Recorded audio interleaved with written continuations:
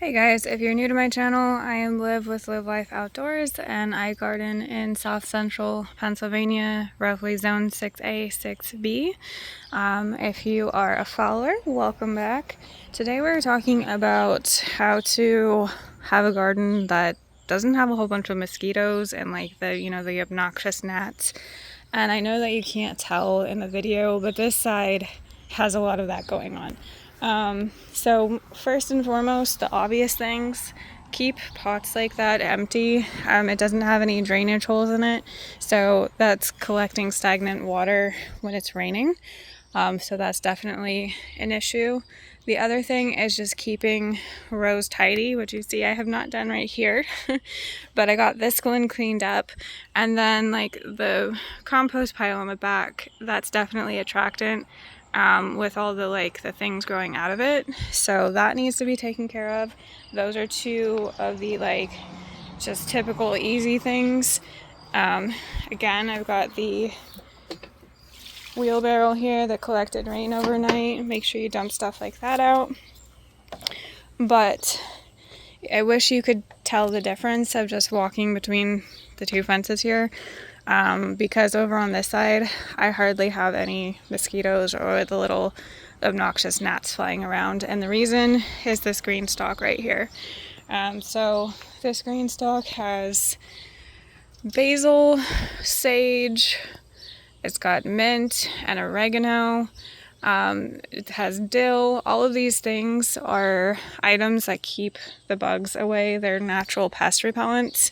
I actually just learned too that dill, it's going to seed here, is great for keeping, the butterfly moths away, the cabbage moths, the white ones. I just learned that from another fellow gardener here in Pennsylvania. But yeah, and thyme as well. So this whole thing is a nice little bug repellent. And that kind of gives me like a radius up to the porch here. That's a hot mess. And then on the porch, I have this guy. This one was new for me this season, and let's see if it's still got the tag on it.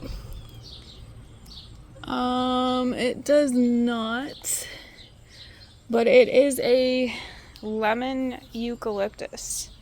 It smells fabulous. It kind of smells like citronella, and that's another option too. I just don't have any citronella, but it really does make a big difference. So like I was down there at the other end of the garden earlier this morning working on stuff.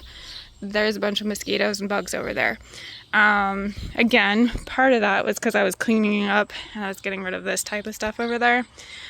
So this is obviously another project I need to do. So sidetrack for a moment. This was supposed to be all nice and neat. It originally had cardboard and mulch down.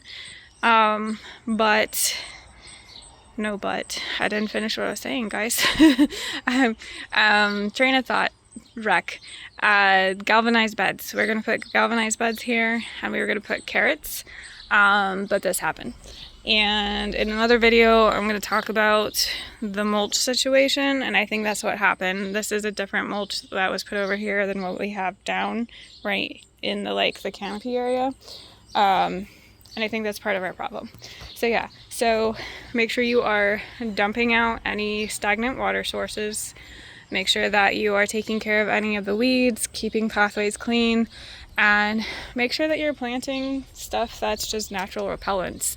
I always recommend to keep the herbs in pots or containers of some sort so that they are not going to take over your garden beds, because they can be quite invasive, especially mint. So let's go show you a little garden lesson. I did not plant this mint. This was not of my doing. You can see the squash trying to take over here.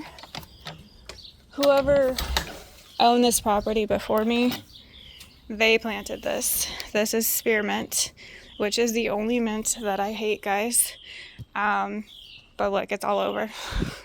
This mint will be here until the world ends, okay? It's not something you can really get rid of.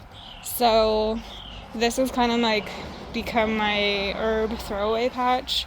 So when I had to dump out my green stalks last season because I wanted different soil in them, I dumped it out here. So some of this should be other types of mint. No, it still all smells like spearmint. There should be some like chocolate mint and such back here. But yeah, this is what happens when you leave mint to its own devices.